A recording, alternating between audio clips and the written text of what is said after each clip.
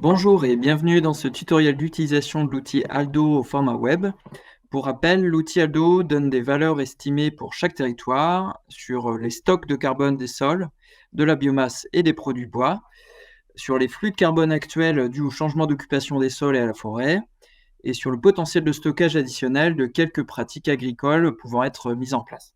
Jusqu'à présent, Aldo était téléchargeable au format Excel. L'ADEME, DataGIR et l'ABC ont travaillé sur une version web pour faciliter la compréhension, l'accès et les mises à jour des données. La première version web d'Aldo est sortie en décembre 2022. Je vous présente dans ce tutoriel la version 2 Chanterelle. Alors on part du principe dans ce mini tuto que vous connaissiez déjà l'outil Aldo en version Excel et que vous êtes utilisateur. On va vous présenter comment accéder aux résultats dans ce nouveau format. Alors quand vous arrivez sur la page d'accueil, vous verrez quelle version est en cours et quelles données ont pu changer par rapport à la version précédente. Notez bien la version que vous utilisez car des mises à jour sont prévues en 2024. Avant de vous présenter comment accéder à vos résultats, deux fonctionnalités importantes, le formulaire de contact accessible ici et la documentation, en savoir plus sur l'outil Aldo.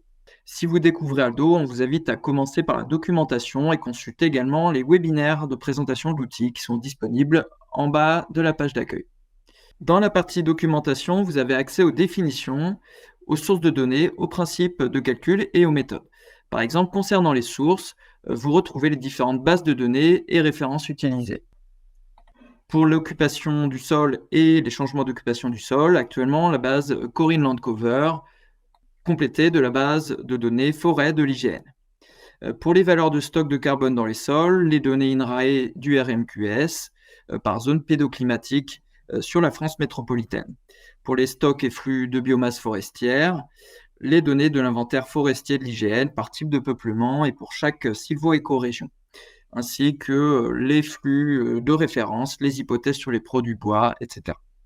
Alors, les principales évolutions dans cette version Chanterelle de juin 2023, le calcul des stocks et flux de référence à l'échelle communale, la visualisation des résultats commune par commune, avec une configuration de l'outil qui permet d'agréger un nombre minimum de communes ou de PCI. C'est aussi l'utilisation de la base de données haies de l'IGN, avec le linéaire de haies, et de nouvelles valeurs de stock de biomasse des haies. Et enfin, la possibilité d'exporter l'intégralité des données sur FASIC, de changement d'occupation des sols, des valeurs de référence de carbone à l'hectare et des résultats de stock et flux pour toutes les communes françaises pour des besoins d'intégration dans d'autres outils. Alors jusqu'à présent, Aldo permettait d'accéder aux résultats par EPCI en renseignant le nom ou le numéro de sirène. Vous pouvez maintenant sélectionner plusieurs communes ou EPCI en renseignant le ou les territoires dans le champ textuel, ici par le nom, le numéro sirène ou INSEE, et obtenir les résultats agrégés en cliquant sur Rechercher. Deux points de vigilance importants. Les estimations issues d'Aldo restent pertinentes à une échelle supracommunale, compte tenu des limites de précision des données sources, par exemple les zones pédoclimatiques. Lorsque vous sélectionnez un nombre insuffisant de communes, vous aurez un message d'alerte indiquant que les résultats ne seront pas statistiquement valides. Par exemple, ici, avec 3 communes, Angers, Beaucouzé et Buchmen. De même, si vous agrégez des territoires éloignés géographiquement, par exemple des EPCI n'appartenant pas au même département.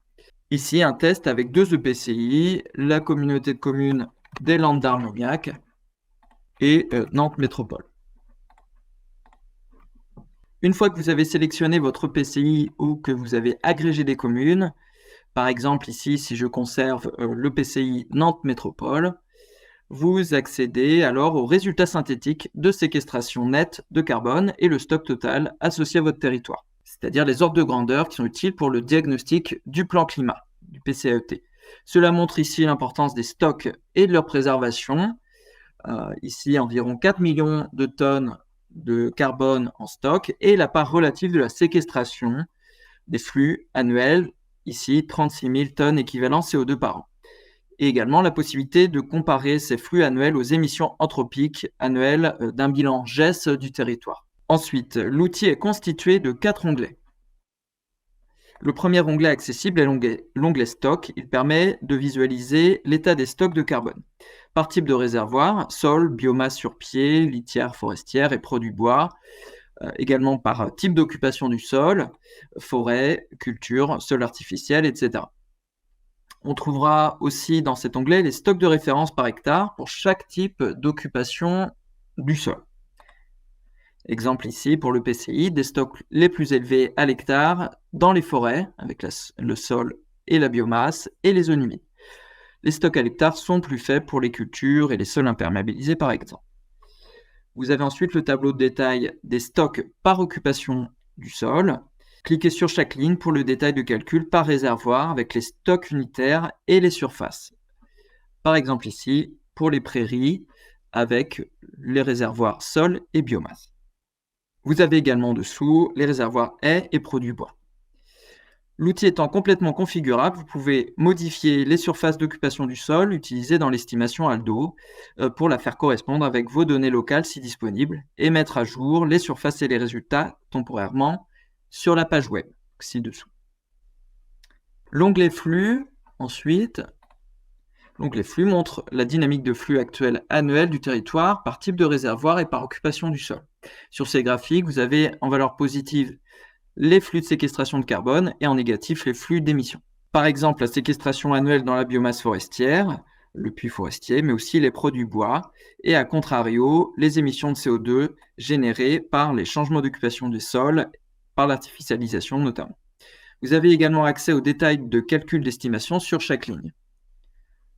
Par exemple ici, pour la forêt, on voit la décomposition des données de l'inventaire forestier pour la région concernée.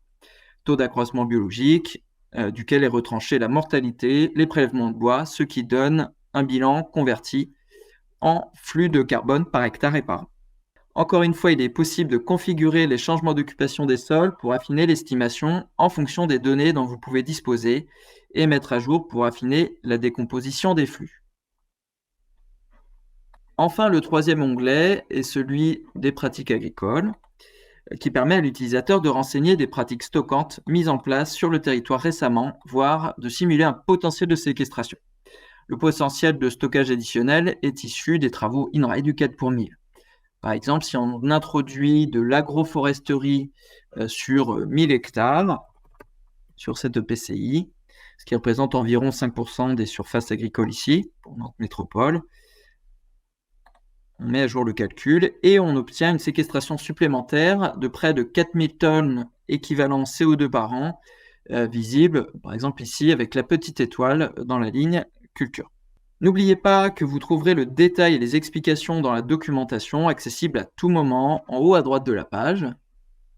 Si vous le souhaitez, il est également possible de télécharger les résultats synthétiques compatibles avec le format du cadre de dépôt de PCAET, ici. Ou d'exporter l'ensemble des jeux de données pour toutes les communes, pour d'autres usages ou traitements experts des données via le code source qui est disponible sur GitHub en bas de la page. Voir le code.